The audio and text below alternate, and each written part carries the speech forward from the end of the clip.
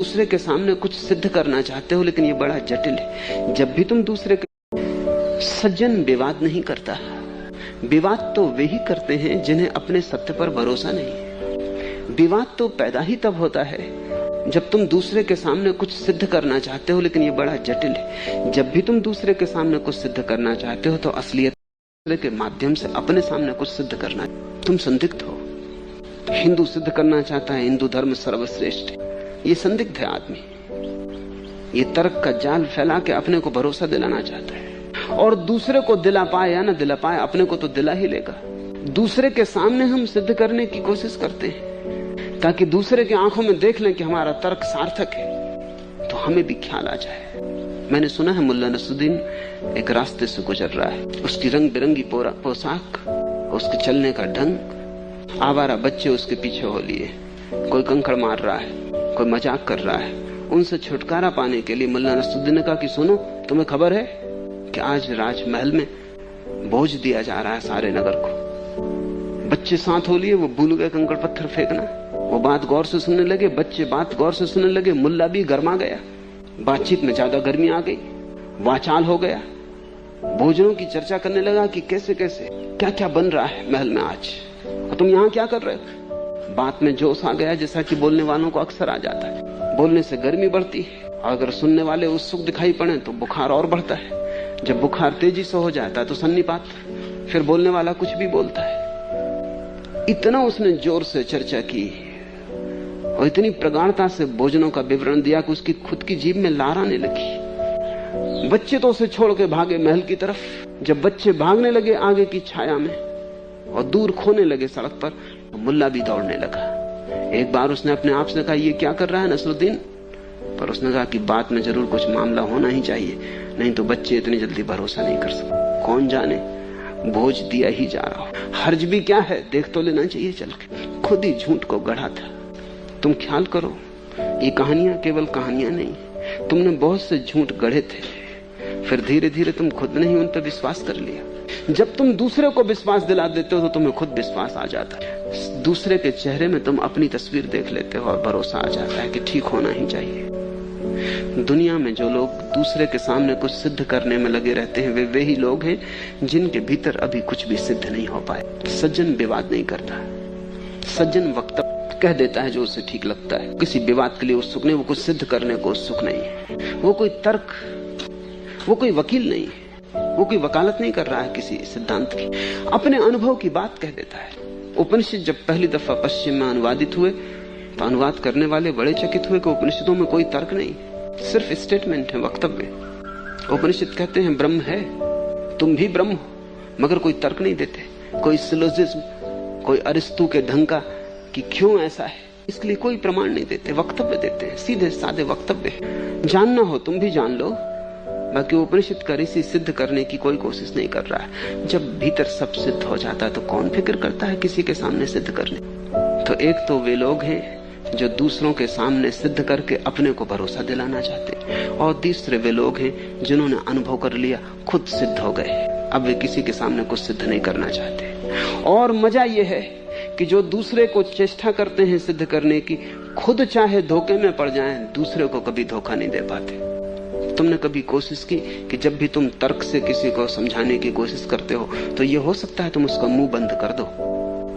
तीखा प्रहार है, किसी का मुंह बंद कर सकते, लेकिन क्या तुमने कभी ये पाया कि तर्क से तुमने कभी किसी दूसरे को विजय कर ली हो, दूसरे के हृदय को जीत लिया हो? मुंह बंद कर सकते हो, मुंह बंद करने से कहीं हृदय जीता जाता है। वो आदमी कसमसाएगा, वो आदमी भीतर से तो जानता ही है कि मामला गलत है, सिर्फ तुम तर्क दे रहे हो। और तर्क गलत से गलत बात के लिए भी दिए जा सकते। तर्क को कोई चिंता ही नहीं है कि तुम किसके लिए दे रहे हो। तर्क तो वैश्या है, वो किसी के भी साथ जाने को तैयार है। इसलिए तो कहा जाता है कि वकील और वैश्या स्वर्ग नहीं जा सकते, किसी के संगी साथी नहीं है। मुल्ला नसरुद्दीन एक दिन अपने वकील के घर गया और उसने जाके विस्तार से एक मुकदमा उस पर चलने वाला है उसकी सारी बात कही।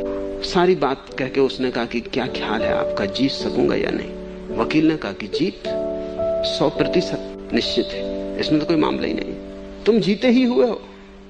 बस थोड़ा अदालत से गुजरना है, प्रक्रिया से, अन्यथा तुम जीते हुए। मुल्ला ने नमस्कार किया और चलने लगा। वकील ने कहा कहाँ जाते हो? मेरी फीस और सारा इंतजाम। उसने कहा कोई जरूरत नहीं, ये तो मैंने विपक्षी की तरफ से सारी बात कही थी, अब लड़ने की कोई जरूरत ही नहीं। ये तो मेरे विरोधी की तरफ से मैंने मामला पेश किया था और तुम कहते हो कि 100% जीत, तो मामला खत्म ही है, हार ही जाना बेहतर, मुकदमा जाने, अदालत तक जाने की जरूरत क्या है? लेकिन नसरुद्दीन गलत है। वकील तो हर हालत में यही कहता, तुम अपना मुकदमा रखते तो भी कहता कि 100% जीत है। वकील तो हर हालत में कहेगा कि जीत है, और ऐसा भी नहीं है कि जीत नहीं हो सकती, सिर्फ बड़ा वकील चाहिए। अदालत सत्य और असत्य के बीच थोड़ी निर्णय करती, छोटे वकील और बड़े वकील के बीच निर्णय करती। कोई अदालत दुनिया में कैसे सत्य और असत्य का निर्णय कर सकेगी? अदालतों का काम है सत्य और असत्य का निर्णय। समाधि में ही तय हो सकता है कि क्या सत्य और क्या असत्य। अदालत कैसे करेगी? अदालत तो इतना ही कर सकती है कि किसकी तरफ से बड़ा वकील लड़ रहा है, किसकी तरफ से छोटा वकील लड़ रहा है। कौन ज्यादा फीस दे सकता है वो सत्य होकर निकल आता है, कौन कम फीस दे सकता है वो असत्य हो जाता है। अमीर जीत जाता है, गरीब हार जाता है। वकील पे निर्भर है, तर्क पर निर्भर है कि तुम कितना महंगा और सुसंस्कृत तर्क खरीद सकते हो। तर्क का कोई पक्ष नहीं है, किसी के भी साथ हो लेता है। सज्जन विवाद नहीं करता क्योंकि सज्जन का तर्क पे भरोसा नहीं, अनुभव पे भरोसा है। इसे थोड़ा ठीक से समझ लो।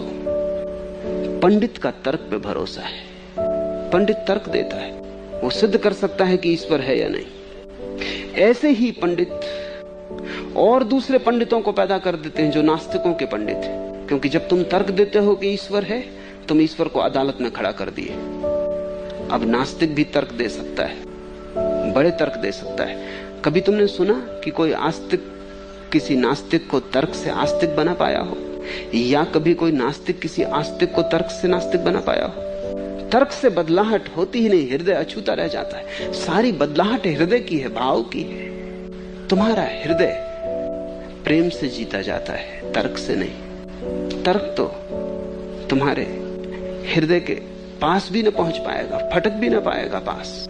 सज्जन तुम्हें जीतता है अपने होने से, उसका व्यक्तित्व ही उसका एकमात्र तर्क है, उसका होना ही एकमात्र प्रमाण है। मिस्टर एकाहार्ट हुआ जर्मनी का एक बहुत बड़ा रहस्यवादी संत।